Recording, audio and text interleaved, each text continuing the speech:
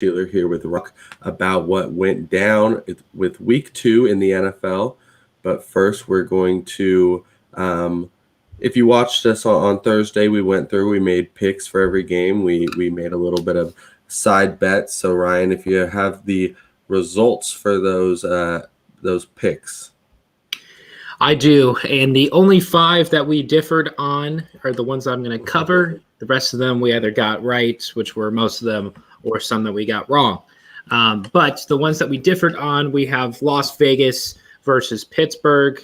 I predicted Pittsburgh to win. Cody predicted Las Vegas to win. He got the upper hand there, as well as North Carolina. I think they play in North Carolina, but the Carolina Panthers played New Orleans. Carolina was my sleeper pick of the weekend. They gave me the +1 on that. I was pretty happy about that one. And then we have Buffalo against Miami. I picked Buffalo. Cody picked Miami. Buffalo not only beat them, but basically was training that day. They weren't even playing a game, really. Then we have L.A. at Dallas. The Chargers playing the Cowboys there. I picked the Chargers to win on the road. I believe that was your lock of the week. That was my lock of the week. And Cody ends up winning that one for the Cowboys victory. And then we have a stellar game last night between the Chiefs and the Ravens, and it looks like the Ravens have come out top by 1 on an amazing strip sack tackle, I should say, that I'm not expecting whatsoever. But Cody gets. So what were the final totals? How many did we each get right? Because I know that I won by getting those right. Right. So what, 12, I think? We got all of our games right except for the Seahawks-Tennessee game. So that's 1, 2, 3. So I got 12 out of 15? Something like that, yes. Because you missed 2 on the ones that we differed on and the Seahawks-Tennessee game. So 12 out of 15. And I got, I guess 11 out of 15. Yep. Including your lock of the week, you lost. So I feel like that should be. Well, all right, Cody. Let's get to the wagers then, because I know I beat you on those. So yeah. So Trevor Lawrence at least 2 turnovers. You took yes. I took no. He did throw 2 interceptions. So that one you got, and then my lock of the week was Arizona, Minnesota. I thought that was going to be more of a blowout than Tampa Bay, Atlanta. That was not the case, although they did win. So you take both of those. So I got you the first week on that. You got me on this, but I did get you on the picks. And then Thursday we'll be at it again, making picks for week 3. But we're gonna go into week 2 and the takeaways. I want to start out because, like you mentioned, with the Sunday Night Football game last night, the game that I picked correctly, my biggest takeaway from the week is that the Ravens are just ready. I think they have just cultivated a team that is just perfectly suited to beat the Chiefs, who are the biggest threat in the AFC for sure. This was a Ravens team that I said was my pick to make out of the AFC. Then they got 15 different injuries, and it looked really bad last week, losing to the Raiders. But they showed that they can take down anybody. They took down the Chiefs, and they did it with their brand of football. They ran it with Lamar and with Tyson Williams and Latavius Murray and Devonta Freeman and everybody. But at the end of the day, the Chiefs are an exceptional team. They are insane on offense, and they're solid on defense. And the Ravens are kind of the inverse on that. Their defense, they lose guys every year. Marcus Peters goes down, Matthew Judon leaves, all this stuff, and they still they replace. Other guys come up. Marlon Humphrey, I can check it, but Marlon Humphrey did an incredible job on Tyreek Hill, and I know they were doubling him because you have to do that, but to slow down a guy like that was really incredible. And then like I mentioned with Matthew Judon leaving, they get a rookie first rounder that comes in, makes big plays. Their defense is just plug and play. Guys show up and they just play really well. And then on offense, I don't know who can stop them on the run. Lamar, even when he makes the wrong read and the defensive end is keying in on him, he still can't tackle him. Like, he's just going to juke him out. He jukes 8 guys a play. So I just think that, there was some apprehension after week 1. I think kind of everything that happened kind of shook him a little bit, but John Harbaugh got his team together, going forward on a super crucial 4th down, putting it in the hands of Lamar Jackson, his best player, and it worked. And I think, the Ravens are a team to take seriously, especially in an AFC where a lot of teams are struggling. I mean, the Bills have lost, the Chiefs have lost, the Browns have lost. I mean, it's pretty wide open. I will say the ending in that game definitely shocked me, considering that I'm not sure many people realize this as much as I did, because I had to remind my dad in the room with me watching it. But the Ravens going for it on 4th and 1, they hit the Chiefs with their own medicine from the playoffs this last year against the Browns. I mean, that was the moment they beat the Browns off of a trick play on 4th and 1. Everyone was thinking, oh my gosh, they really went for it. That was such a gutsy call by Andy Reid. And then John Harbaugh does the exact same thing to this Chiefs defense. I mean, I thought that was absolutely fantastic. That's what you have to do to beat the Chiefs. I mean, if they gave Patrick Mahomes that ball, the Chiefs will win. Like, if it wasn't for there was a chance. I don't know if they win per se, but there was a chance. I mean, they get into field goal range and they have a kick to win it, and he's probably going to make if Clyde Edwards-Helaire doesn't fumble, the Chiefs win. Like, I mean, it's just, you don't stop that offense. It's just like you have to kind of take what you can get. So yeah, I mean, it was a right call. You'd rather lose that way than watch your defense likely get shredded, because Patrick Mahomes is just unstoppable. Yeah, I don't want to point fingers at Clyde Edwards-Helaire per se, but you gotta take way better care of the ball when it's the final drive of the game. That was It was almost a little bit of, I don't want to say it was a weak punch out of the ball, but like, I've seen people absolutely throw haymakers into the ball carrier's hands, and they keep a hold of it. So it seemed like that ball just popped right out. But it was a great game though. It was a great ending. I have a few takeaways obviously here, but I think the one that I'm definitely the most proud of is my Carolina pick from this weekend, but more so is that the Saints are back to a question mark in terms of what their ceiling is. We kind of know what their floor is, right? I mean, they're going to be maybe a wild card team in the NFC South division, but we're not even taking into account the NFC West here.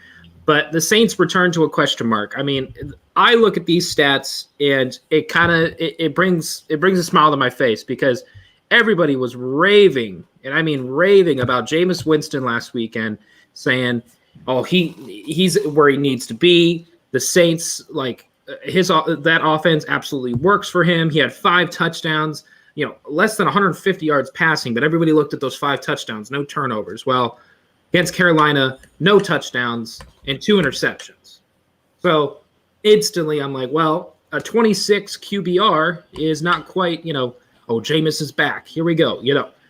They go back to this question mark kind of range, which, I mean, it shows that you can't judge a team off of week 1, and you can barely really judge a team off of week 2. I think week 3 is really when we're going to start getting into the nitty-gritty of things. I mean, the way I see it, the Panthers are 2-0 right now. I mean, who would have thought the Panthers and the Bucks were going to be duking it out in the NFC South? They're not duking it out. Right. It's week 2, right? The Seahawks are last in the NFC West because they're the only team that have lost. Chiefs are not first in the AFC West because the Broncos and Raiders are worse than the Broncos, yeah. So week 2 is still week 2, but I will say the Saints, we have to look at them week by week. We cannot be painting this fantasy world for Jameis Winston to have an MVP caliber season. It's just ridiculous. So that definitely stood out to me the most, I would say. I mean, you have to take it with a grain of salt. I mean, the Saints were pretty ravaged by COVID. I mean, I think they had 7 or 8 coaches out all week. It was a really small staff, and I mean, I don't know if there was. All I was hearing leading up to the game was, Jameis Winston had 5 touchdowns. He did. He's doing so great. He's doing this. He's doing that. Well, what happened against Carolina? Because Carolina isn't the greatest defense on the planet by far. Yeah, I just think just in the way you can't overreact to week 1, you can't overreact to week 2. I mean, I think that this team, when they have everything together, would look a lot better. I mean, they still they just had to deal with so much stuff early in this season. So I'm not ready to write them off yet. I don't think Jameis is obviously going to throw for 5 I'm not writing him off. I'm just saying touchdowns every week. But take a step back. Yeah. But you predicted Carolina right, but let's not get too all up in arms about that, because I predicted the biggest dogs right here in Las Vegas. Las Vegas was more of an underdog, and the Carolina was the same amount. They were given the same amount of points as Dallas and Baltimore, which I also got. So it's a good call, but this wasn't the Texans beating the Browns or anything. All right, but right. yeah, so let me throw out there right now, since you just brought up the Raiders, I'll do a 2 for real quick. The Raiders going on the road to beat Pittsburgh. I was shocked by the win. Not saying that the Raiders are a bad team by any means, but I thought the Pittsburgh defense was going to get the best of them. And I really tipped my hat off to Derek Carr. We'll talk about him a little bit later, but he was, I want to say, about an inch away from having a serious injury for the remainder of this season in the middle of a touchdown pass. And then he goes back out there. He leads his team to victory. Mm-hmm. I would have to say one of my other biggest takeaways is the Raiders have kind of like a sleeper offense. Derek Carr, I love the guy. I think he's a very smart quarterback, and there's no fingers that should be pointed at him at the end of the day in terms of talking about the Raiders. They got Darren Waller as a top 3 tight end, maybe top 2 tight end in this league based off of George Kittle's slow start. But the receivers still are a little bit of a question mark. I would love for Henry Ruggs to have a huge breakout year. And Josh Jacobs and Kenyon Drake have kind of a poor offensive line to run behind. But this Steelers offense has been shocking everybody these first 2 weeks. They beat 2 great defenses back-to-back weeks, and the Ravens and the Steelers, both AFC North, just tough defenses. And I give them credit because I think they could shock a few more people as the season goes on. They could very well have an above 500 season. Let's just hope, the division weighs in their favor. Yeah, and Josh Jacobs, he wasn't even playing in this game yesterday. They were relying on Peyton Barber and Kenyon Drake. And yeah, I'm not going to give away too much of my Derek Carr stuff here because I'm saving that. But yeah, the Raiders looked really solid. They went out and they beat 2 good teams too. This isn't, the Panthers beating the Jets and, who knows with the Saints. This is the, Raiders beating the Ravens, who just won't turn around and beat the Chiefs, and beating the Steelers, who beat the Bills last week. So these are legitimate wins. I think, yeah, the Raiders are certainly up to something. And that offensive line, which I thought was going to just be terrible, they, got rid of everybody that was decent on their line last year. But Derek Carr has been sacked 5 times. That's not great, but it's, fewer than Russell Wilson for a Seahawks offensive line that people thought was going to be a lot better. It's fewer than Carson Wentz behind a Colts offensive line that was supposed to be good. So, the offensive line actually isn't doing as bad as I thought, and probably a lot of other people thought. So, and yeah, the receivers, that's I think what makes, what this offense is doing that much more impressive is, yeah, Darren Waller is elite and he's really good, but they don't have the receivers that basically every other good team has. Every other good team has 2 basically stud receivers. It's kind of hard not to have that. I think, that's one of the reasons why the Saints are struggling as well. They also don't have that. But the fact that it's Henry Ruggs and Bryan Edwards and, throw in Willie Snead and Zay Jones and, Hunter Renfrow, who is, just an entertaining guy. But, they're doing – I don't know if this is going to fade. I don't know if John Gruden is figuring something out. I don't know if Derek Carr is just willing this team to victory. I don't know what's going on, but they seem to be overperforming a lot for what kind of the talent would suggest. Yeah, and I guess another kind of on the flip side of things, I will bring up the 49ers. Well, you're just not going to let me get into any of mine. Well, you paused. You wanted to give me a time to be a chance to. No, I'm giving you a chance to rip. I love the Raiders. Put me in the Raiders Nation already. Give me one of your takeaways. I'm thinking of, well, this is a takeaway, but I'm almost off that Washington football team bandwagon, and I want to hop onto the Raiders bandwagon, but I'm staying true. But no, my second takeaway is that the Rams they're still legit. The Rams just are legit. I don't know what you want to call it, but I'm a Seahawks fan, and I'm out here, to other Seahawks friends being like, I don't know, dude, the Rams are going to win this division. Like, I believed in the Rams so much going into it. I put all fandom and subjectivity aside, and I was like, I just was in on the Rams. I think the Rams are going to make it out of the NFC. And, they looked good in week 1, kind of handling the Bears, who, aren't the greatest. And then,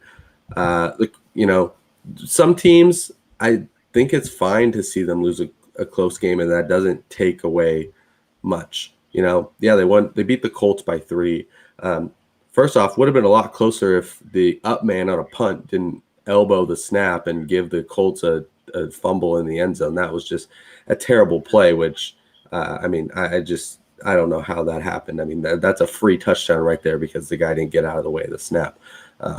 But to show that they can kind of, they can get tested, they can withstand some of this stuff. The defense steps up, obviously, and it was against Jacob Eason, not Carson Wentz. But I just really like what the Rams are doing. Cooper Kupp's absolutely dominating, which is, I don't know if it's a huge surprise, but I know he was my real deep sleeper to lead the NFL in touchdown catches, and that's looking pretty good right now. But, he's dominating. Matthew Stafford is just doing exactly what he has to do. I think, he's just running the offense well. I think he's having fun being on a good team. And then, the defense, they've got Aaron Donald, they've got Jalen Ramsey. Sure, they lost a lot of pieces, but when you have those two guys, two of the best at their respective positions, which are two of the most important positions in the game, you're pretty good. So we'll see. I believe they play the Buccaneers this week coming up. So that's going to be an absolutely huge game. But I just, really like what I'm seeing out of the Rams and just watching them. I think the one thing I have on them is they need to get a little bit better in the red zone. I think they're settling for too many field goals. You have an offense like that, you should score every time you get in the 20s. But that's kind of my one gripe against them. So we'll see what they can keep doing. But I like what the Rams are doing. I like the fact that Matt Stafford is finally, having quote unquote like his team to actually do what he is capable of doing. I would love for Matt Stafford to have an all-pro quarterback season this year. Yeah. I don't want to speak too early on MVP or anything like that. I think we'll leave that for next week. But Matt Stafford, I love that he actually has an offense to kind of work with. The rushing offense, I think, could obviously be a little bit better. We're not talking, a Tennessee run offense here, but Matt Stafford knows what he's doing. Robert Woods and Cooper Kupp are probably the most underrated wide receiver duo in the league, I would say, especially Robert Woods being one of the most underrated wide receiver 2s in the league. I like what they're doing as well. So we'll stay in the NFC West here and we'll talk about the Niners, which I still have to scratch my head with because winning by 6, sorry. I thought it was 17-12. 17-11. Winning by 6 and scoring less than 20 points against the Eagles makes me scratch my head because, like you said in previous episodes, this was a team that some people had projected to win the division. Mm-hmm. Why are there nail biters with Philly? Philly's all right. I think their defense is pretty good. I'll talk about Philly a little bit later, but in terms of San Fran, the thing that I just don't understand about the 49ers is what kind of their offensive game plan, theme, scheme, whatever you want to call it is, because we all know Jimmy G is not going to be there long term. Everybody is looking towards Trey Lance to take over. Jimmy G did not play particularly well yesterday. He didn't play bad either, but I don't know if this is a run-heavy team, if this is a pass-heavy team, if Trey Lance is going to be this Lamar Jackson kind of gadget guy like he was in his rookie year. I don't know what this team's going to be on offense. On defense, I already know they're going to wear teams out defensively. I mean, holding Philly to 11 points shows you that. But 17 points against a team like Philly, I can't talk too much smack about Philly when a kind of an offensive pass-heavy team like the Falcons only put up 6 points against them. But the thing is with the Niners, if this is supposed to be a hands-down division team, if this is supposed to be a team that could very well make a run for the divisional round or even the NFC Championship, I understand it's week 2, but what Niners team are we looking at? Because nothing seems to be. I mean, even last week when they almost let Detroit come back into the game. I mean, these are two bottom feeder teams that that were nail biters, and you're like, I'm not sure what this team is all about. Yeah, I mean, first thing I will say is that I don't know if we're sure that the Eagles are a bottom feeder. I mean, we'll see, but I think the defense is legit. I mean, they held Atlanta to what, 6, and Atlanta went and scored 25 on Tampa Bay. It was a good defense. So I think the Eagles defense might be pretty good, and that could explain some San Francisco struggles on that end, because they had no points. They had no problem putting up points against Detroit, who's got a bad defense. So I think that offense, will look good when they're going up against not great defenses. And I mean, also they're just getting ravaged by injuries so far. Raheem Mostert went out, and then during the game, I mean, Elijah Mitchell got injured, Trey Sermon got a freaking concussion. I mean, all this stuff. I mean, I'm not trying to make excuses, but this is a team that's still trying to figure stuff out, I think. And I think people have hampered expectations, and I think a lot of people have dropped them out of that top tier in the NFC or whatever, but they're still hanging around. And I think at the end of the day, this is going to be a team that wins off of its defense. That's what it was even when it was going to the Super Bowl. And so far they've shown some, they let Detroit come back, but they ended up winning. So I just think that this is just going to be a defensive identity team. They also lost their defensive coordinator last year, so they're trying to figure stuff out. I believe D'Amico Ryans is the defensive coordinator. So I mean, I take into account the defensive coordinator. That's a good point.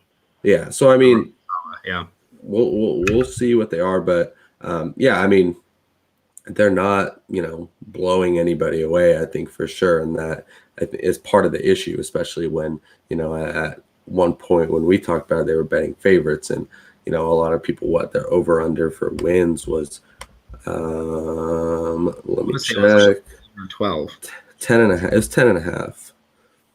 10 and a half, which was right around where the Seahawks were, and right around like Green Bay and like Cleveland, Buffalo-ish area. So that's where they were expected to be, or at least where people were betting them to be. I don't think they're there right now, but I think they have enough talent, especially on that defensive side. And I think Kyle Shanahan is going to work with the weapons he has to stay in games. And so we'll see. They're obviously going to get tested a little bit more at some point. I think that will reveal a lot.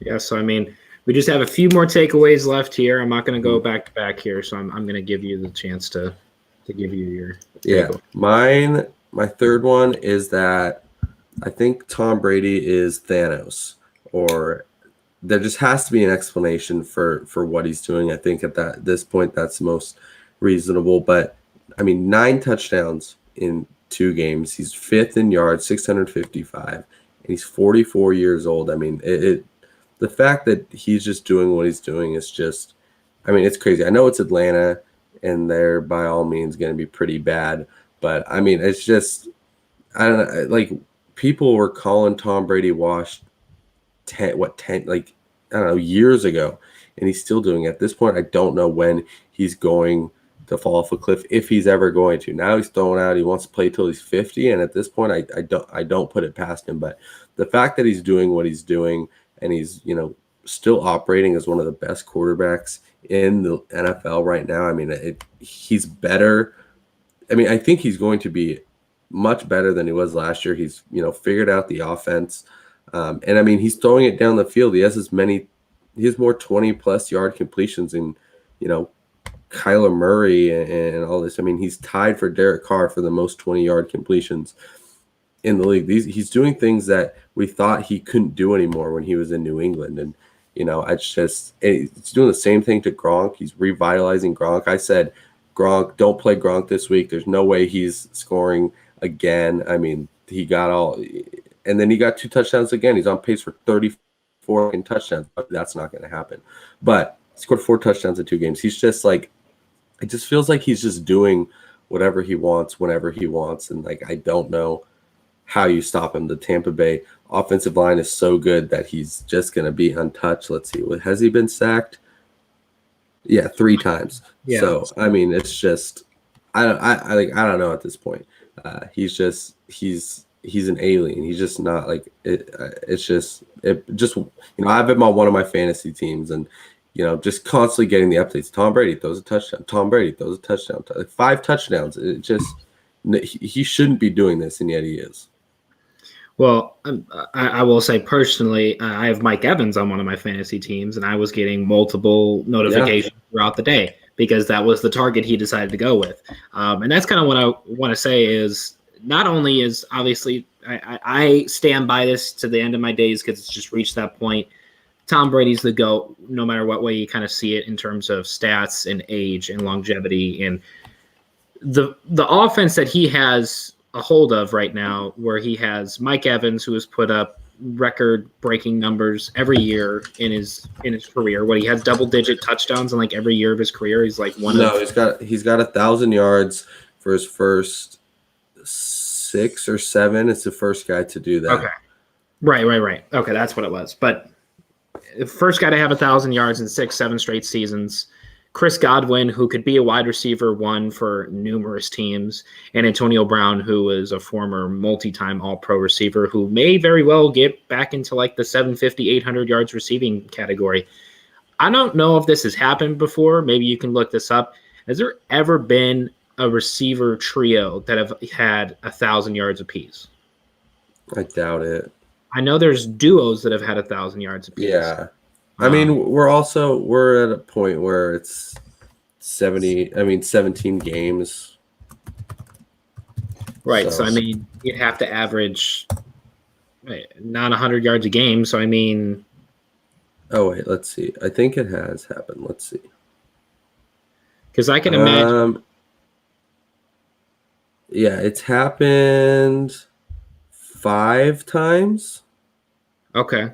When's the most recent time that it happened? 2008. The Cardinals. Do you want to see if you can get their 3? Well, Larry Fitz is one of them. Yeah. You might get the other one. You're not getting the third one. I wouldn't get the third one. Larry Fitzgerald, Anquan Bolden, and the third one. But that's with Steve Breston. Yeah, no, don't know who that is. But is that that's Kurt Warner Cardinals, isn't it? Yeah, that was like Super Bowl year. And then like Indianapolis did it once, 2004 with Peyton Manning, and then you've got Atlanta 95, Washington, and San Diego in the 80s. So it's happened 5 times, and every time, I mean, over 10 years though. Yeah, and I mean it's either like all of them are at like 1,100 something, or like the third guy is like barely over it. So there's not a lot of like convincingly. Give me Mike Evans, Chris Godwin, and Antonio Brown as a potential trio to each have 1,000 yards receiving. I'm not going to throw Gronk in there because I just don't think he has the workload. I don't think he's capable of the workload. He'll be a great red zone. Yeah, he's not a yardage guy. We'll say the Chargers 2 years ago, Austin Eckler was 7 yards away from them joining it. Interesting. Okay. With Mike Williams at 1,001. So people have gotten close.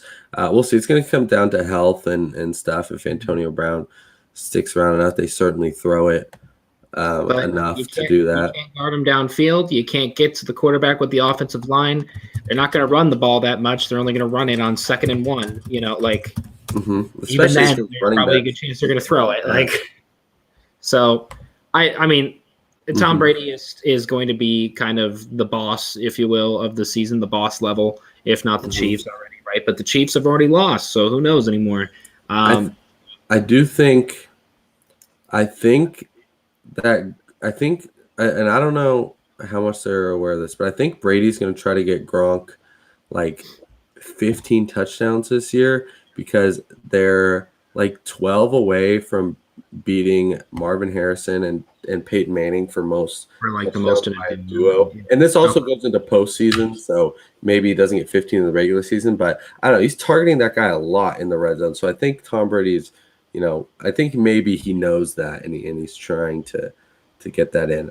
I don't know. We'll see. But if you want to get into your, what do you got? We each got 2 more. All right. Yeah, we'll do it real quick here. So speaking of Tom Brady, let's talk about his former team, the Patriots. which I've been paying somewhat close attention to in these first 2 weeks, trying to see what Mac Jones is capable of. And I got to give the Patriots credit for starting out 2-0, because kind of what I predicted before the season started was they were going to take things slow.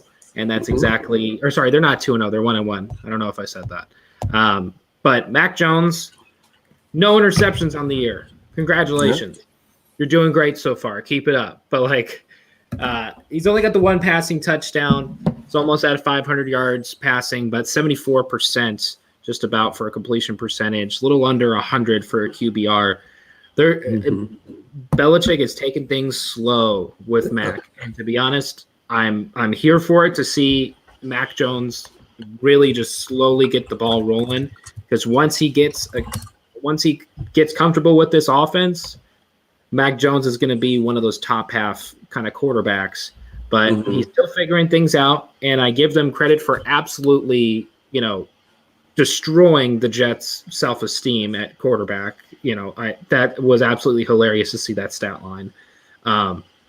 But Mac Jones knows he has the defense backing him up, and he knows that his offense isn't the greatest thing in the world. But look, Nelson Aguilar, Jonnu Smith, Hunter Henry, I believe, is on that team, right? Yeah. Jacoby Myers. Come on, Jacoby Myers. They know their offense isn't the greatest thing in the world, but getting Mac Jones comfortable with the system as efficiently as possible. I'm not going to say that. I was thinking about this yesterday in terms of how many teams are there that have the possibility of making the playoffs. Obviously, someone could say, "Oh, well, all 32 have the time." How many teams have a legitimate chance of making the playoffs? And it's well over the 14 that make it, if you ask me. But I would throw the Patriots in that pretty large pool, as for sure. They could potentially be a playoff team. They're not a lock. They're not an above 50% chance per se, but this is a team that could give Mac Jones playoff experience if things work out. But if not, getting the ball rolling with Mac Jones, I like what they're doing so far. Yeah. And I mean, Bill Belichick is smart in taking it, so that's exactly what he should be doing. And Tom Brady's first year starting, 14 games starting, 18 touchdowns, average 189 yards per game. So don't hear what I'm not saying. I'm not saying Mac Jones is Tom Brady, but I mean, this is what Bill did with Tom Brady 2 decades ago. It's what he's going to do now. He's going to bring him along slowly because his team is talented enough to win games without the quarterback doing so all on his own. So, it's the right thing to do. I'm going to get into my second to last one. Is just, I'm going to keep it short as we're, we got to get into some other stuff. But Minnesota takes my, I don't know. They take my claim. I'm going to just label them as the most confusing team in the league so far after 2 weeks. This is a team that was actively handing the Bengals the game 2 weeks ago successfully, to which the Bengals barely won in overtime.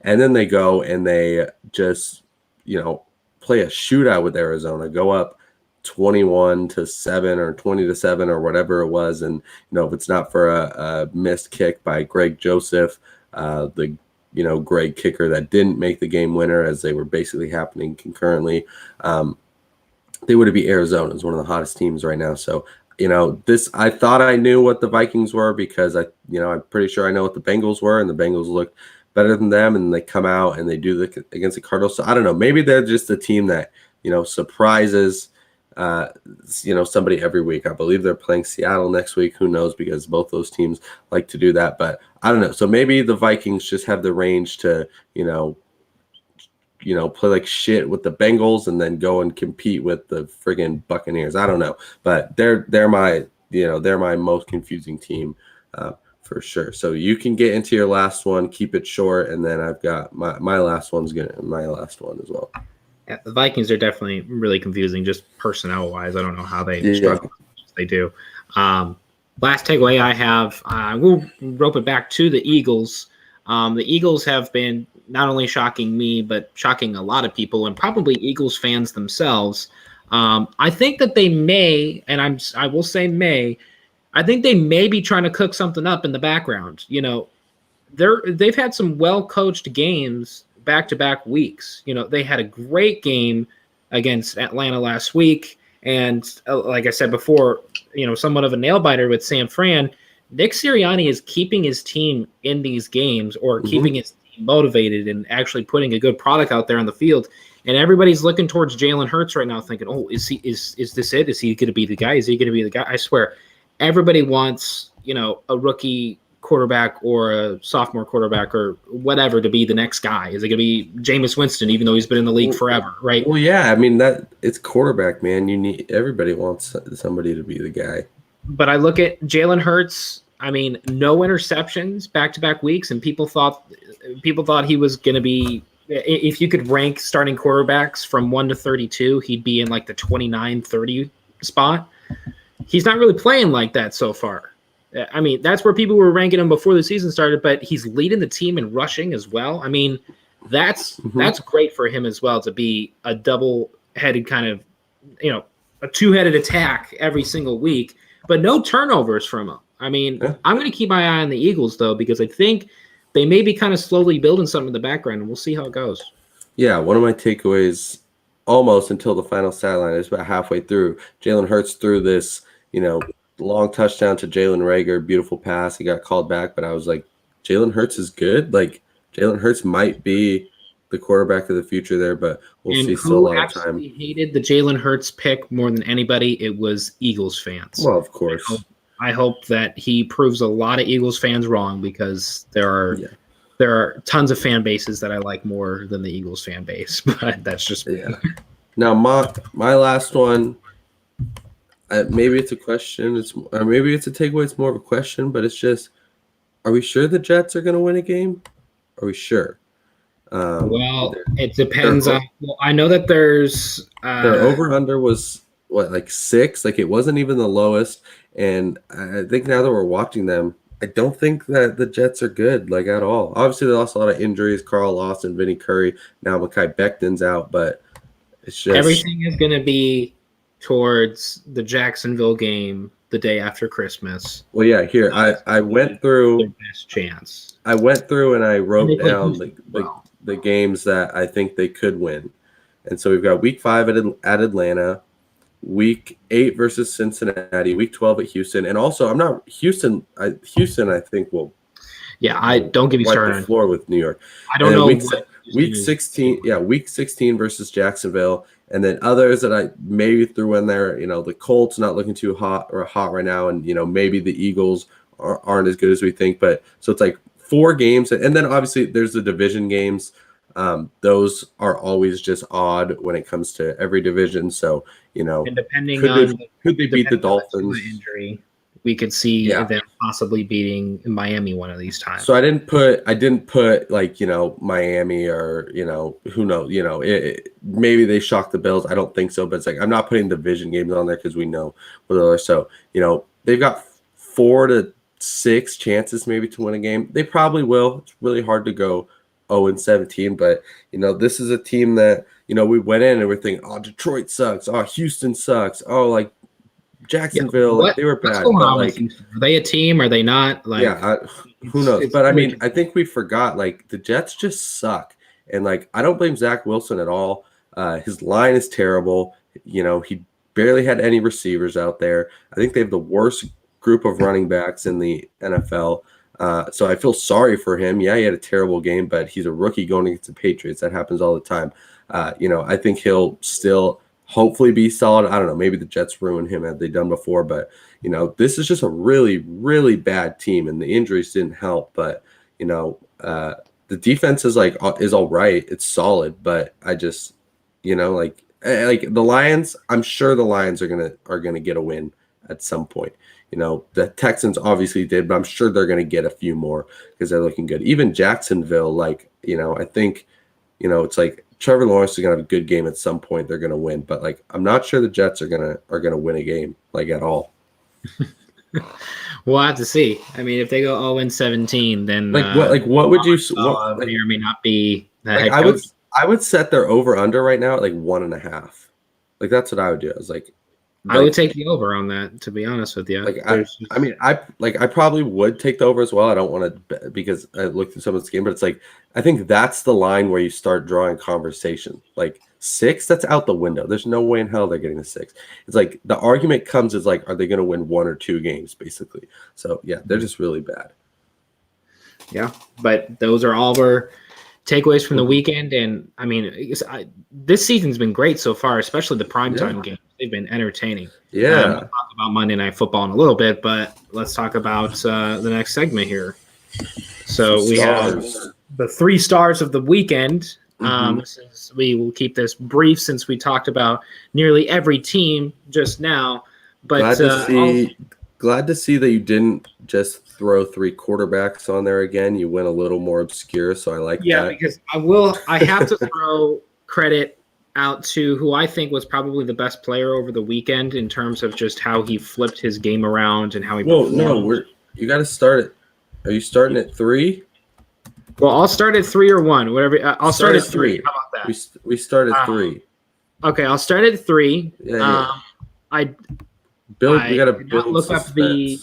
did not look up the pronunciation of his name, but I'm going to give it my best shot here because I had to look up who did that amazing clutch forced fumble in the Chiefs-Ravens game.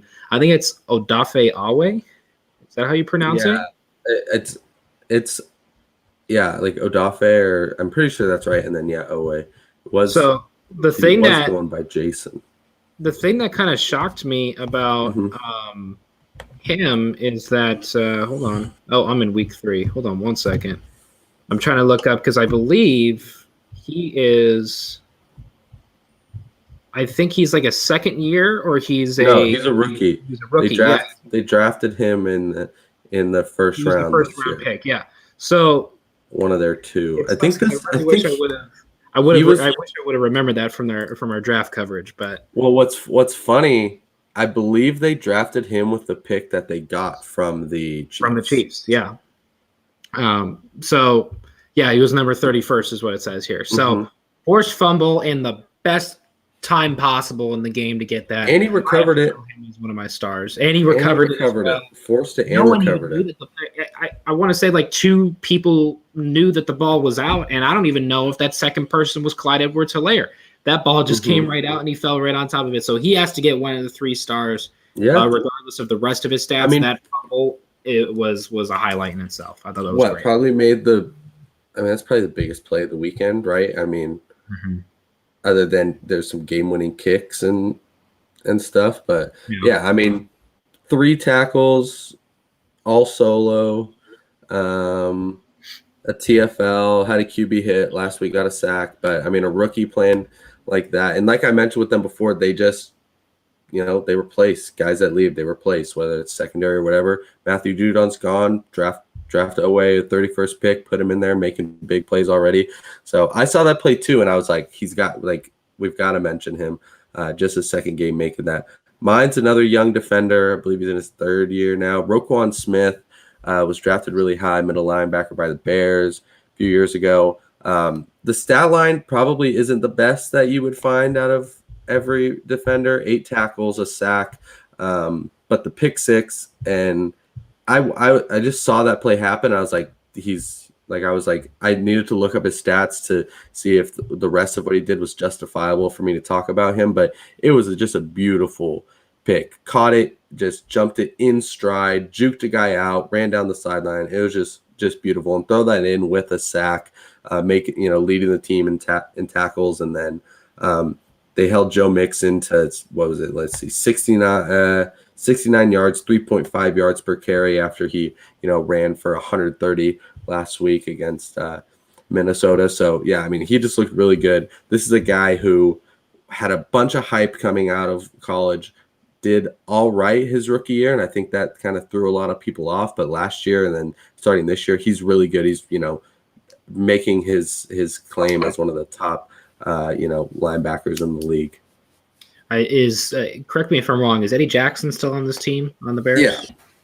They got Eddie Jackson, Roquan Smith, and Khalil Mack still on this team. A little 3-tier 2002 Tampa Bay Buccaneers going on. Yeah, so is whatever Chicago can do to keep their defense afloat while they're figuring out Justin Fields to take over.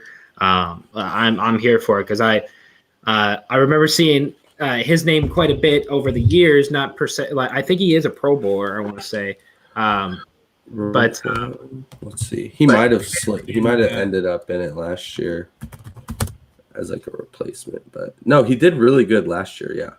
Mm-hmm. So him, Eddie Jackson, and Khalil Mack, those are all Pro Bowl caliber players, and Khalil Mack as the best edge rusher in the league. I whatever can keep that defense afloat, I am here for it. I want to see how Chicago can revitalize that defense with Justin Fields taking over. But yeah, 3 interceptions on Joe Burrow. That's a great job. And no passing touchdowns from the Bengals. Or sorry, 2 passing touchdowns from the Bengals. No rushing touchdowns is what I wanted to say. But that's great for Roquan Smith. My second star, who I was high on before Thursday Night Football, and he didn't play the greatest game in the world per se, but he played a good game, and he got the win. His first ever win, I want to say, right? His first career win as a starter. As a starter, I think it's his first win. Keep going. I'll fact check that. But Taylor Heineke, I have to give him a shout out because I love kind of these quarterback stories that happen every year when there's some guy who comes in as a replacement or some undrafted guy that comes out of nowhere and plays really well. I mean, you could even throw Justin Herbert's situation as kind of one of those quarterback stories from last year where everybody was downplaying him. He's not going to be good. And then he broke all these records. We, of course, got to tip our hat to Gardner Minshew being a great quarterback story. I love a good quarterback story every year when they come around. And Taylor Heineke was kind of the first taste of that we got this season. I'm glad that he got that win over New York because if it wasn't for one offsides call, it would have been a loss. So maybe he should be thinking, what is it, number 97 on the Giants or 96? I think his last name's like Lawrence or something like that. Yeah, I'd be surprised if he's still on the – he was a first round pick or something like that. Like, he'll still be there, but yeah, bonehead play. He was like a first or second round pick from like a couple years ago, and he absolutely just cost them the game. But we may have witnessed someone lose their job on national television. Who knows? But back to Taylor Heineke. I'm glad that he had a great game because Washington, we already know the defense is there. The offense is the biggest question mark with them when they're kind of duking it out in the NFC East with the Cowboys. Yeah. I'm glad that he got that. It was his first win. He had obviously the start last year in the playoffs against the Bucs, and then he had one start as a Panther a few years ago. Did lose that. So it was his first he played in the win as a starter a little bit ago, and then he got put on Washington as like a replacement quarterback for Alex. I mean, I've been high on him since like 2014 when he was at Old Dominion. This is my guy.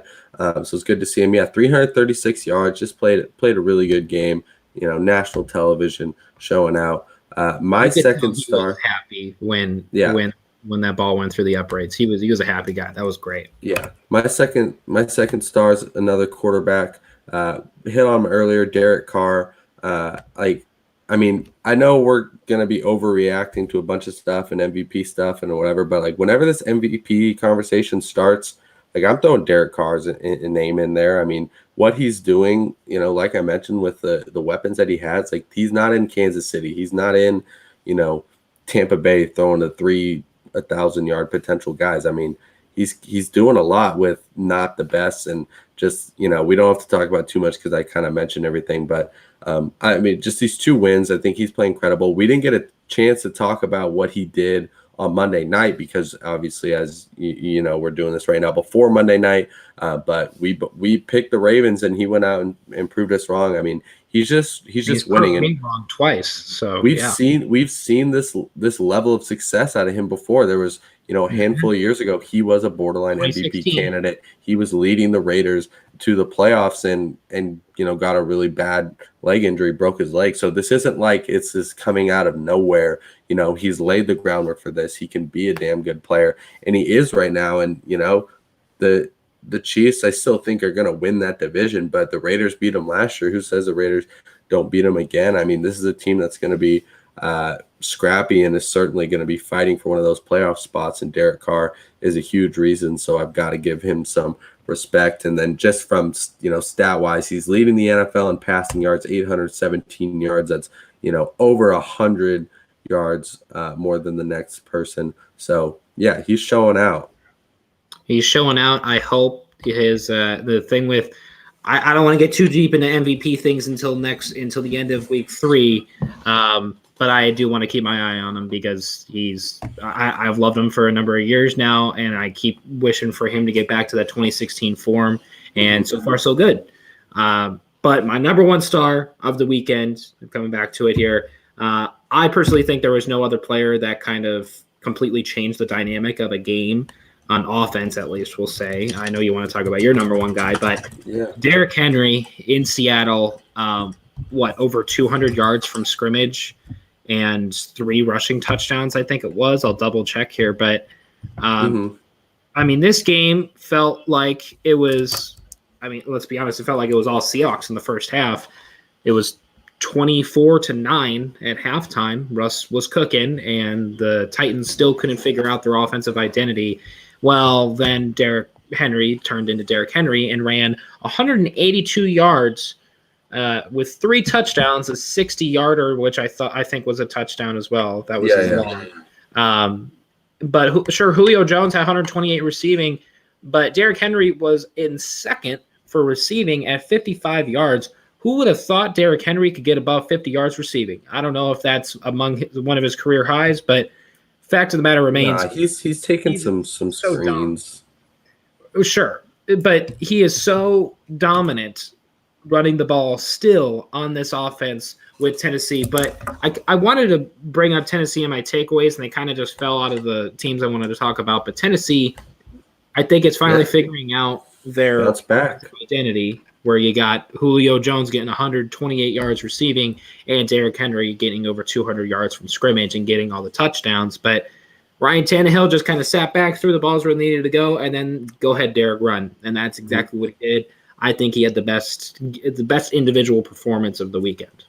Oh, well, it's funny you say that because there's been a lot of guys who have rushed actually for much more yards than Derrick Henry. Derrick Henry, 180 was very impressive, but a lot of guys have done, over 50 guys have done over 220 yards.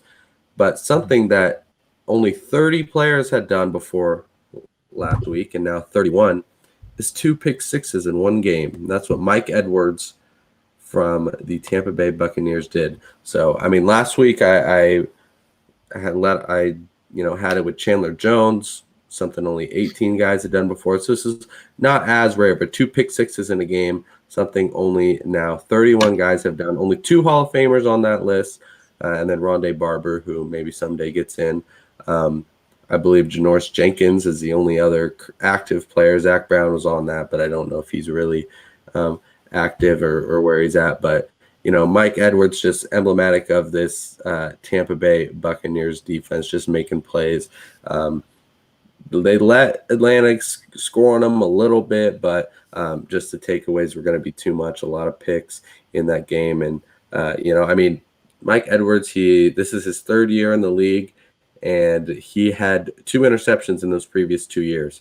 So, you go out there and you do something that's only been done a handful of times, you're going to get you're going to get some recognition from me. So, we've seen Derrick Henry himself even rush for more yards than he did this past week. It's just the fact of how he changed the dynamic of the game at halftime, because in the first half, Tennessee wasn't looking too hot. They forced I know. And Derrick Henry just carries the team on his back for overtime to get the game-winning field goal, and also just a pitiful offensive showing from the Seahawks in overtime. But Nick, but I'm gonna give mine to a guy that we did something that we haven't seen since I think it's 2012. So it's pretty rare. So Mike Edwards, you get it from me. Once I saw him get that second one, I was like, all right, there we go. Cooper Kupp, a guy neither of us mentioned, certainly had a case here today. So I want to give him a shout out earlier in our takeaways. But yeah, Mike Edwards, he's the guy for me. So quickly we can get into a Monday Night Football preview. Green Bay trying to bounce back from just a tragic showing in week 1 against the Saints, and the Lions trying to keep the momentum that almost brought them back in a, what would have been a tragic collapse for the 49ers. So Lions at Packers. Let's see. I'll look up what the line is currently. I know it opened at around 11.5. But yeah, go ahead. Give me your take on this while I find that. So let's be honest here about the Packers. 11.5. Green Bay is favored by 11.5. 11.5. Let's be honest with the Packers here. They have absolutely ruined Detroit for a decade now, I want to say, right? However long. However long Detroit's been around. The Aaron Rodgers era. For sure. Yeah. We'll talk about the Detroit Lions' lifespan as a franchise against the Packers. It's been pitiful. This is a game in Green Bay as well. Not much is leaning in the Lions' favor here. 11.5 seems high to me. There was only, I think, one game, I want to say, from this weekend that covered like a double-digit spread. I think it was the Tampa Bay game. Yeah. But Cleveland was also favored by 12.5. Yeah. They didn't cover, but they did win by 10, I think. So yeah, I think it was 31-21 for them. But I would take the under on this game, and it's not really for a good reason, to be honest with you. But stats-wise, feeling-wise, you could say the Packers will take this and run with it. But I will have to say, if the Lions pull a miracle, not only am I going to tip my hat to Dan Campbell, because I absolutely think he's a character and a half as a head coach in the NFL, but if the Lions beat the Packers tonight in Green Bay, wow. If they beat them in Green Bay, Aaron Rodgers, I don't know what this franchise does if they drop a game to Detroit at home, because Aaron Rodgers seemed to be obviously he wants to be nonchalant as possible in his press conferences talking about the game, but he was saying, oh, it was a bad game. We have bad games. Those tend to happen at times. 38-3 to a team that is going through a new quarterback in a very weird offensive scheme with Taysom Hill and Jameis Winston. 38-3, and you don't want to throw a passing touchdown against the Saints defense. That's no slouch by any means. No passing touchdowns, but multiple turnovers. 38-3 is unacceptable when you're the MVP from last year and you still have your primary target and Aaron Jones in the backfield. I think this game's going to be a little closer than the spread says. I think it'll be less than double digits. If I could throw a score prediction out there, I'd say like 27-23, I think. Yeah. And I think Packers win. Yeah, I think Detroit keeps it close, that 11.5. I just think it's too much to give Green Bay right now. But I wouldn't be shocked if Green Bay comes out and just, kicks the shit out of Detroit, because they should. So it's going to be really interesting. This is obviously a big game. We'll see, if Aaron Rodgers bounces back and he's, ready to play, or, I'm kind of interested to see how many losses it takes until Aaron Rodgers retires and then goes to Hollywood to be an extra, in some, TV show or whatever, like Game of Thrones, like he was in Game of Thrones. So, I don't know what to expect with that guy. But Green Bay certainly has the talent to do so, obviously playing at home. Don't think they're going to want to disappoint the fans. I need a Devontae Adams, like Cooper Kupp, Tyler Lockett game. I need like 27 points if I want to win my fantasy matchup. They're going up against Cooper. Go off, and I need TJ Hawkinson to do nothing. Because I had to go up against Cooper Kupp, so that really sucked. My other league, I actually went up against Derrick Henry, but luckily the rest of his team sucked, so I was able to pull that out. But let me ask you, what is your percentage in terms of what is your success percentage for the Packers winning this game? Is it 100%? What do you mean? That they're going to win? Do you think the Packers 100% win this game? Not 100%, but like. Do you think they 90% win the game? Probably, I just think if the Packers play the way that they are capable of, they should win this game. Like it's on 'Cause Detroit. I'm at like 70. I mean, I think we're overreacting a bit. I don't think the Packers are not the team from last week. That was a bad game. They did it last year against the Bucks as well. They did have a bad game last year as well. It didn't come in week Tonight's one. going to show if that was a bad game or not, though, and that's Yeah, good. but I That's the mean, most interesting thing to me. yeah, but even if I mean, just the talent alone keeps them, from losing this game. I think so. We'll see. I mean, Detroit could pull off a crazy upset, but yeah, I mean, I'm expecting Green Bay to win this, so we'll see. But You this is got a gonna. score prediction for me? I'll write it down. This is going to be our last wager of the weekend. Oh, it doesn't matter. I already won because I'm taking Green Bay. This. I won the wager. You won the games. So the way I see it is we're tied, and this is how we're going to figure it out. I'm not. Oh God, I don't want to put any score prediction on this. Let's go. So you're saying it's under 13 Under 11.5. or 11.5? Sorry. Give me. How are we doing this? If we're gonna do by who's closer? Yeah, we'll do who's closer in terms of point differential, and if those are the same, then I guess we'll do whoever's closest By to point differential? Okay, then I'm going to Price is Right you, and I'm going to go 28 to 23. All right, 28-23. So you've got like a 4-point window in there. Mary to win the game. Is that what you're predicting? Who gets the 28? Detroit Lions pull a miracle. Oh, Green Bay. I said Green Bay is going to win. I'm Price is Right you. She has Detroit Lions 28 and the Packers 23. They're going to pull a miracle.